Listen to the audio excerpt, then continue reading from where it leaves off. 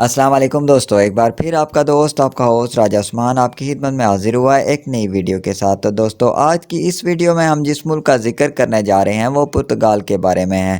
پر ہماری اس ویڈیو پر جانے سے پہلے وہ لوگ جو ہمارے اس چینل پر نئے آئے ہیں وہ اس کو لائک اور سبسکرائب ضرور کر لیں تاکہ ہر نئی آنے والی انفارمیٹیو ویڈیو آپ تک بآسانی پہنچ سکے۔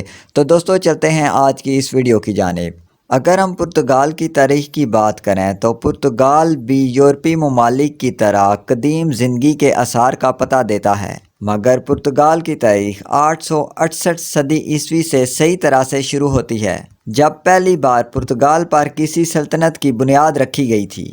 اس سے قبل یہ خطہ رومی سلطنت کا بھی حصہ ہوا کرتا تھا۔ 25 جولائی 1139 کو پرتگال پر بادشاہت کا نفوذ ہوا تھا اور 5 اکتوبر 1139 کو پرتگال ایک خود مختار ملک بنا تھا۔ تو تب سے لے کر اب تک پرتگال پر کسی بھی حکومت نے قبضہ نہیں کیا، بلکہ پرتگال نے کئی ممالک کو اپنے قبضے میں لے رکھا تھا۔ اپنے قیام کے 6 صدیاں بعد اس نے کیوتا سلطنت پر قبضے سے اپنی سلطنت کی بنیاد رکھی۔ دنیا کی تاریخ کی یہ پہلی سلطنت تھی جو جنوبی افریقہ، امریکہ، ہندوستان اور جنوب مشرقی ایشیا تک پھیلی ہوئی تھی۔ یہ یورپین سلطنت میں سب سے زیادہ قائم رہنے والی سلطنت تھی۔ اس سلطنت کا عہد تقریباً 700 سالوں تک مشتمل ہے۔ پرتگالی سلطنت کی زوالی کی سب سے بڑی وجہ پرتگالی سلطنت کی آبادی کا کم ہونا تھا۔ کم آبادی کی وجہ سے پرتگال اپنے تجارتی مقامات اور کارخانوں کے پھیلے ہوئے جال کا تحفظ کرنے میں ناکام رہے، اور اسی طرح یہ سلطنت طویل اور آہستہ آہستہ زوال کا شکار ہوئی۔ 1822 عیسوی میں سب سے بڑی اور منافع بخش سلطنت برازیل کا ہاتھوں سے نکل جانا اس کا زوال کی اہم وجہ بنی، جس کی پرتگالی سلطنت کبھی بھی تلافی نہ کر سکی۔ ہم میں سے بہت سارے لوگ اس چیز سے ناواقف ہوں گے کہ پاکستان اور انڈیا کے قیام کے وقت گوا، جو اب کے بھارت کا حصہ ہے، پرتگالی سلطنت کا حصہ ہوا کرتا تھا۔ 1961 میں پرتگالی فوجی دستے بھارتی فوجی کا مقابلہ کرنے کے لیے ناکافی تھے۔ 1961 میں پرتگالی فوجی دستے بھارتی فوجی دستوں کا مقابلہ کرنے کے لیے ناکافی تھے، جو اس وقت گوا پر چڑھائی کر رہے تھے۔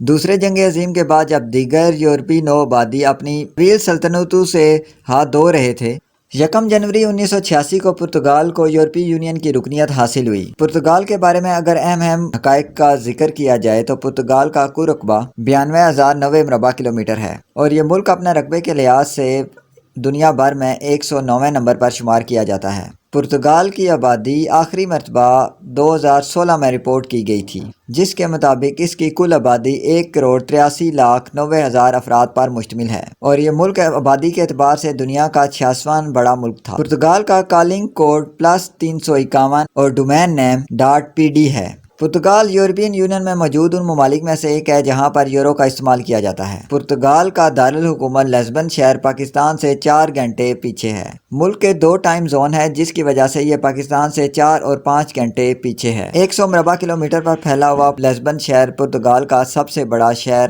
ہونے کے ساتھ ساتھ پرتگال کا دارالحکومت بھی ہے، جو اپنے اندر پرتگال کے تقریباً 30 لاکھ افراد یعنی کہ 27% آبادی کو سموئے ہوئے ہے۔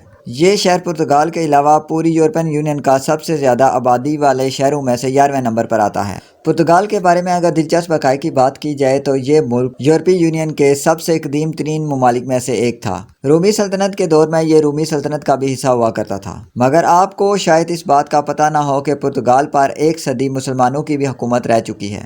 یہ حکومت 667 عیسوی سے لے کر 761 عیسوی تک تقریباً 1 صدی تک قائم رہی۔ البتہ پرتگال کے علاوہ مسلمانوں کی اس سلطنت کا وجود تقریباً 14ویں صدی تک قائم رہا۔ اس سلطنت کو سلطنت امیہ کہا جاتا ہے۔ بنو ہاشم کی طرح بنو امیہ بھی قریش کا ایک مشہور اور دولت مند گھرانہ سمجھا جاتا تھا۔ خلفائے راشدین کے بعد حضرت امیر معاویہ کے دور میں اس سلطنت کا آغاز ہوا تھا۔ یہ سلطنت پاکستان کے دریائے سندھ سے لے کر اسپین تک پھیلی ہوئی تھی۔ اگر ہم کہیں کہ پرتگال کے مغرب کی جانب یورپ کی حدود ختم ہو جاتی ہے تو یہ کہنا بھی بے جا نہ ہوگا۔ پرتگال کی حدود مشرق اور جنوب کی طرف صرف اسپین سے ملتی ہے۔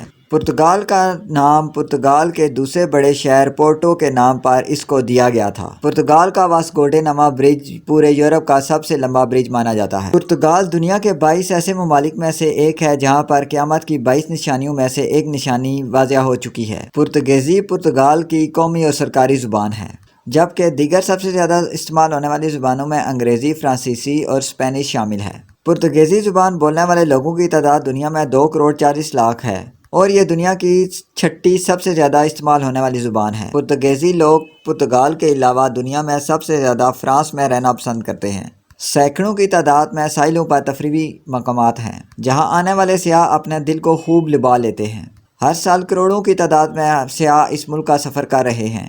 2016 کی ایک رپورٹ کے مطابق اس ملک میں آنے والے سیاحوں کی تعداد 2 کروڑ 19 لاکھ افراد تھی۔ انسانوں کا اپنے ہاتھ سے تخلیق کرتا انڈر گراؤنڈ پارک پرتگال میں ہی موجود ہے۔ اس پارک کو دنیا کا سب سے بڑا انڈر گراؤنڈ پارک ہونے کا اعزاز بھی حاصل ہے۔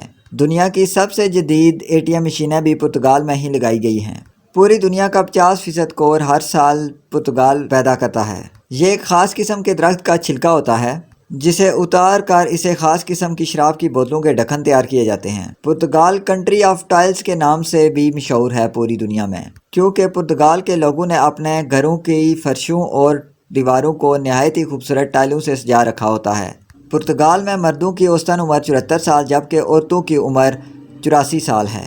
دنیا کا سب سے بڑا آملیٹ بنانے والا ملک تو ترکی ہے، لیکن اس کو بنانے والا فرد پرتگیزی تھا۔ 1755 میں پرتگال میں ایک تباہ کن زلزلہ آیا تھا۔ اس زلزلے نے پرتگال کو ہلا کر رکھ دیا تھا۔ اس زلزلے نے جہاں لاکھوں کی تعداد میں لوگوں کو بے گھر کیا، وہیں اس زلزلے میں مرنے والے پرتگالیوں کی تعداد 2,75,000 ہو گئی تھی۔ پرتگال میں تعلیم کی شرح 95.7% ہے۔ پرتگال میں زیادہ تر لوگ مسیحیت کے فرقے کیتھولک سے تعلق رکھتے ہیں۔ پرتگال میں مسلمانوں کی تعداد 50,000 سے بھی زائد ہے، مگر مسلمانوں کی اکثریت کو واضح نہیں کیا جاتا۔ پرتگال کی آبادی میں 97% پرتگیزی لوگ ہیں جبکہ 3% باہر کے ممالک سے آئے گئے لوگ ہیں، جو کہ اب پرتگال کے شہری بھی کہلاتے ہیں۔ فٹ بال پرتگال کی سب سے زیادہ مقبول ترین کھیل ہے۔ پرتگال کی تاریخ کا سب سے بہترین کھلاڑی رونالڈو بھی اسی ملک میں 1985 میں پیدا ہوا تھا۔ رونالڈو نے 2004 تک اپنی قومی ٹیم میں اپنے فرائض سر انجام دیے، جس کے بعد یہ کھلاڑی اسپین منتقل ہو گیا۔ فٹ بال کے علاوہ باسکٹ بال، سائیکلنگ اور مارشل آرٹ، موٹر سپورٹ اور رگبی یونین اس ملک میں اہم ترین کھیل سمجھے جاتے ہیں۔ تو دوستو یہ تھی آج تک کی ہماری ویڈیو۔ امید ہے کہ آپ لوگوں کو پسند آئی ہوگی۔ ہمارے چینل کے ساتھ جڑے رہنے کا شکریہ۔